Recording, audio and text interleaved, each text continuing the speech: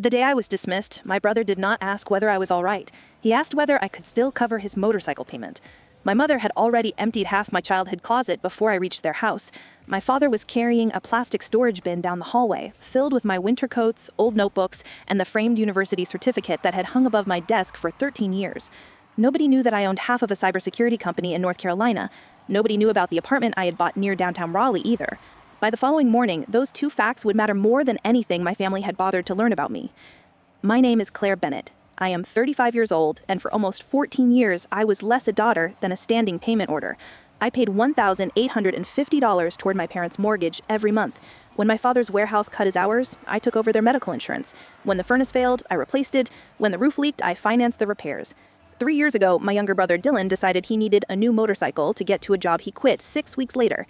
I co-signed the loan because my mother stopped speaking to me after I initially refused. By my most careful estimate, I had transferred a little over $286,000 to my family since graduating from college. They never called it support. They called it what family does. Strangely, family only seemed to move in one direction. For the last 5 years, while working full-time as a risk analyst for a national insurance company, I'd also been building something of my own. My former colleague, Marcus Hale, and I started a small cybersecurity consultancy from 2 laptops and a rented meeting room. We helped regional hospitals and manufacturers protect their systems. The first year was uncertain. The second was exhausting. By the 5th, we had 23 employees, long-term contracts, and enough revenue to open a second office in Raleigh. My parents knew none of this. It was not because I had sworn them to secrecy. They simply never asked what I did after work. Every phone call began with a problem and ended with a number. Then, on a rainy Thursday in October, my department was eliminated. There were 41 of us in the conference room. A vice president read from a prepared statement about consolidation, changing priorities, and difficult decisions. Security collected our badges. Human resources handed us envelopes. Within 50 minutes, a career I had spent 11 years building was reduced to severance paperwork and a cardboard box containing a coffee mug, 2 books, and a dying desk plant. I drove directly to my parents' home in Westerville. For reasons I still struggle to explain, I wanted them to comfort me. I imagined my mother putting her arms around me. I imagined my father saying we would figure it out. I even imagined Dylan looking up from his phone long enough to ask what had happened to me. When I opened the front door, Dylan was sitting at the kitchen table with one boot propped on an empty chair. He did not look up. "So it's true," he said. "They let you go?" Before I could answer, he turned toward our mother. "What happens with the bike payment now?" That was the first question anyone asked. My mother lowered her spoon into a bowl of soup and folded her hands as if she were beginning a meeting. "Claire, sit down. We have to discuss a few things." The words were calm, but the room felt prepared. My father would not meet my eyes. A stack of flattened boxes leaned against the wall. On the counter sat a roll of tape, a black marker, and 3 storage labels already written in my mother's handwriting. They had known for hours. Someone from my old office had called Dylan after seeing the layoffs announced online. My family had spent the afternoon discussing the financial consequences of my unemployment before any of them thought to contact me. I remained standing. "What exactly are we discussing?" My mother exchanged a glance with my father. "Dylan needs more space," she said. "He's been trying to get his photography business started, and your room is mostly unused." Dylan's photography business consisted of an expensive camera, 2 unfinished social media pages, and a promise that he would begin taking clients once he felt inspired. "You're giving me my room?" "You have your own place," my father said. "You hardly sleep here." I walked down the hallway before anyone could stop me. The door to my old bedroom was open, half the shelves had been cleared, my clothes were gone from the closet, and several boxes sat on the floor. The quilt my grandmother made for me had been folded into a trash bag. My framed graduation photograph was missing from the wall. In its place remained a pale rectangle surrounded by faded blue paint. Dylan's camera equipment was already arranged on my desk. My father appeared behind me carrying another bin. "Dad, put that down." He kept walking. "Dylan needs a proper start," he said. "You'll manage. You always do." There it was, the sentence that had excused everything for years. Claire will manage. Claire can work another weekend. Claire can delay replacing her car. Claire can pay the bill because she is responsible. I watched him place the bin beside the others. On top was the small wooden jewelry box my grandmother had left me. Its lid was cracked because someone had forced too much inside. I picked it up and turned back toward the kitchen. "I lost my job today," I said. "Did any of you plan to ask how I feel?" My mother's expression tightened, not with concern, but irritation. "Of course we care. But we also have to be realistic. Your father and I cannot suddenly cover everything ourselves." "You mean your mortgage?" "And the insurance," my father added quietly. Dylan finally looked at me. "My payment is due on Monday." For a few seconds, nobody spoke. That was my answer. I carried the boxes to my car without asking for help. No one followed me outside. Through the kitchen window, I saw Dylan on his iPhone. My father stood in the hallway, then closed the door. I sat behind the wheel, waiting for someone to come out. Maybe my mother would realize how cruel it sounded. Maybe my father would bring back the quilt. The porch light came on automatically. The door stayed closed. I drove 3 miles before pulling into a pharmacy parking lot. Rain tapped against the windshield. Then I called Marcus. "How soon can the Raleigh office be ready?" I asked. There was a pause. "For you? For me. We can have a temporary workspace by Monday." Marcus knew I had rejected the move 4 times, always because my family needed something. He only asked what equipment I wanted and whether I needed help finding an apartment. 10 days later, I relocated from Ohio to North Carolina. I moved into a furnished apartment near our new office. My belongings fit into 5 boxes, 2 suitcases, and the trunk of my car. The first night, I ate noodles from a paper container while sitting on the floor. At 8 the next morning, I walked into an office with my name printed beside Marcus's on the glass entrance. Bennett and Hale Cyber Defense. For the first time, I looked at the life I had built while no one at home paid attention. Yet I did not cancel the payments. The mortgage contributions still left my account on the 1st of the month. My parents' insurance premium followed on the 5th. Dylan's motorcycle loan was withdrawn on the 12th. Altogether, $3,210 disappeared every month.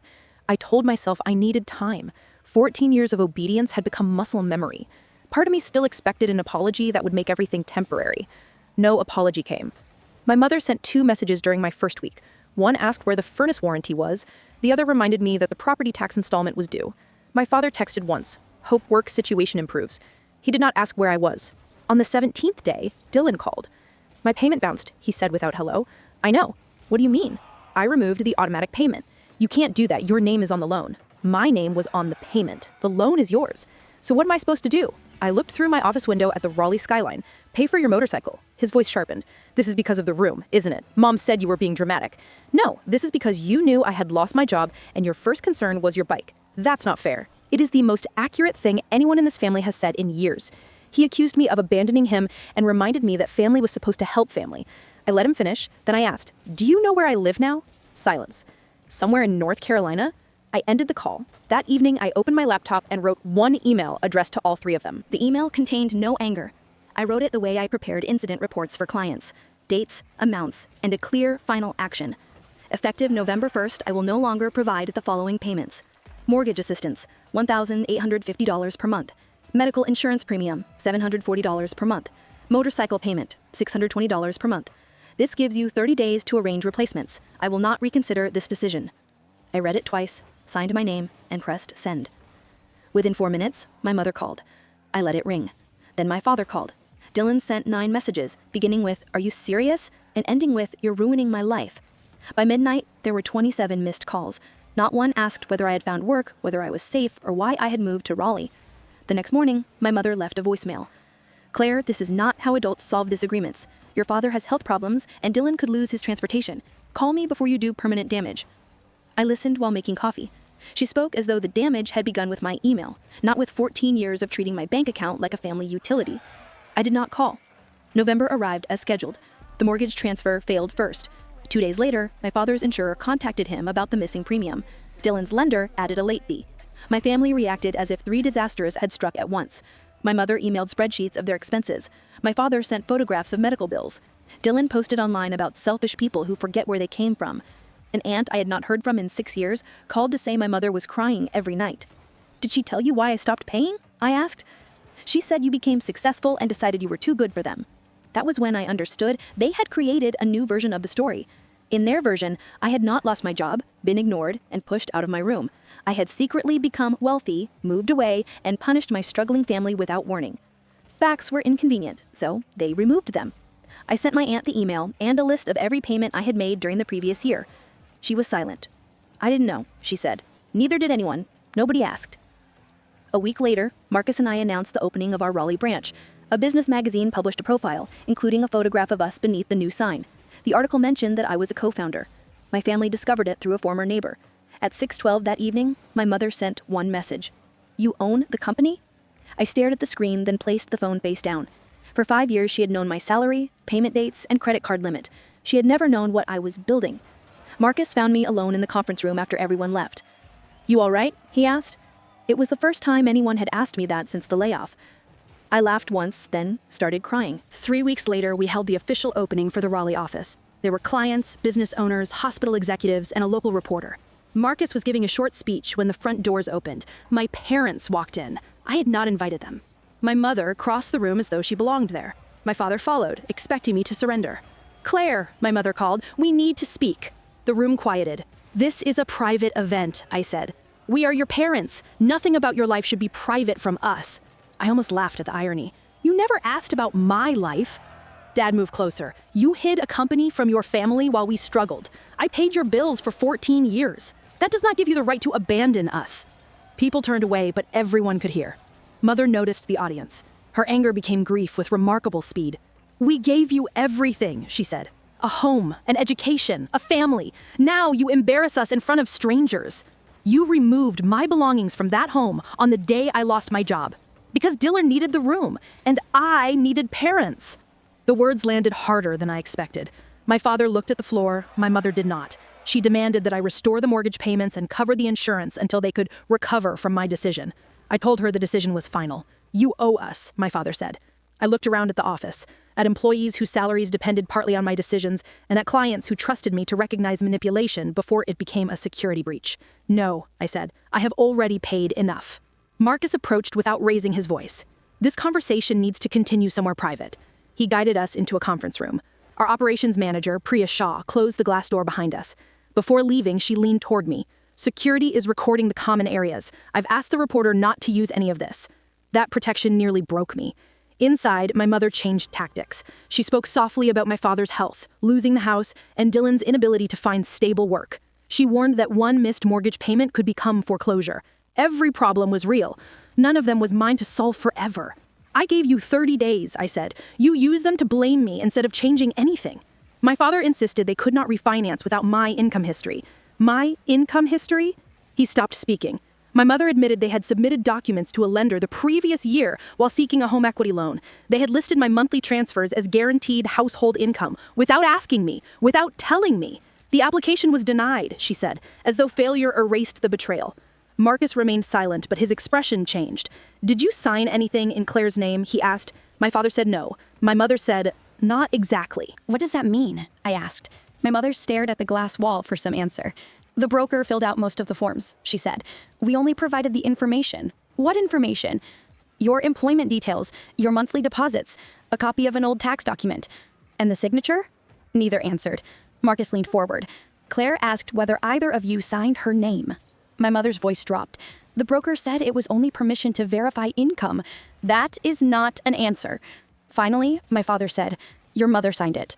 The betrayal felt colder than anger. They had tried to turn my financial history into collateral without my knowledge.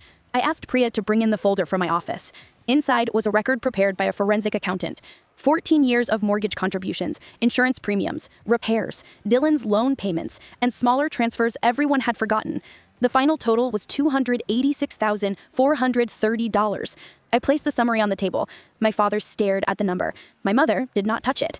"That is what I have already given this family," I said. "It does not include the loan application."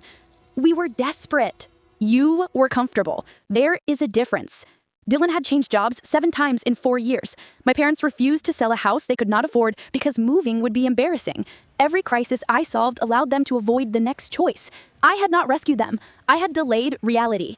I am reviewing the application with an attorney. If my signature was used, the lender will be informed. "You would report your own parents?" "I will protect my identity. We raised you, and I supported you for 14 years. Neither fact gives us ownership of the other person." "The mortgage is 2 months behind," my father admitted. "We could lose the house." The old instinct returned. Transfer the money, restore the payment, make the fear disappear. Instead, I wrote a number on a notepad. "This housing counselor can discuss repayment plans or selling before foreclosure." My mother pushed the paper away. "We came for our daughter, not a telephone number." "No, you came after discovering your daughter owned something valuable." My father spoke first. "Is there any chance you will change your mind? About paying your bills?" "No." "About us? I am willing to have a relationship with you, but it cannot be based on money, guilt, or access to my accounts. It begins with honesty and an apology for using my information." My mother stood. "So we are criminals now." "I did not choose what you signed." Marcus opened the door. Priya waited outside with 2 security officers. My parents walked out through a side exit. Before leaving, my father turned back. For once, he did not ask for anything. He only said, "I'm sorry, Claire." I watched the door close and realized his apology was the first thing anyone in my family had given me without attaching a bill. The lender's investigation took 6 weeks. The signature on the application was not mine. My mother had written my name beneath a statement declaring that my income would keep supporting the household. The lender closed the file and issued a fraud warning. I chose not to press charges, but I placed an alert on my credit and sent my parents a formal notice. No loan or account could be connected to me without permission. The house did not disappear overnight. My parents worked with the counselor, whose number I had given them. They modified the mortgage, sold my father's unused truck, and rented the basement to a nursing student. My mother took a bookkeeping job. They had called themselves helpless because I kept making helplessness affordable. Once I stopped, they adapted.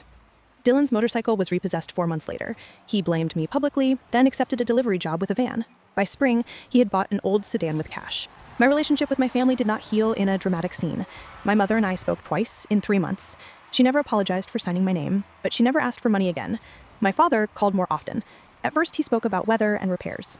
Then, one Sunday, he asked how our hospital security project was going. No one in my family had ever asked about my work without connecting it to my salary, so I told him how our team had stopped an attack that could have shut down an emergency department. He listened for nearly 20 minutes. When I finished, he said, "That sounds like something to be proud of." Bennett and Hale grew to 31 employees. Raleigh became our largest office, and Marcus and I began planning a third location in Richmond. I bought a small house outside the city with a porch, 2 spare bedrooms, and a study that belonged only to me. Above my desk, I hung the graduation photograph my parents had removed from my old room. Beside it, I placed a picture from opening night. Marcus, Priya, our team, and me beneath the company sign. For years, I thought love meant proving I could carry everyone else without asking to be carried. I was wrong. Love does not require one person to disappear so everyone else can remain comfortable. Help is not help when refusal is punished. Family is not a debt that grows every time you try to repay it. People ask whether I regret stopping the payments. I regret that it took 14 years. I regret believing that being needed was the same as being valued. But I do not regret the silence that followed. For the first time, the silence was not waiting for me to solve someone else's problem. It was simply space. Space to build a life no one could pack into boxes. Space to decide what I wanted. Space to become more than the person who always managed. My family spent 14 years asking what I could pay. Now, when my father calls, he sometimes asks how I am. And for the first time, I have an answer that belongs entirely to me.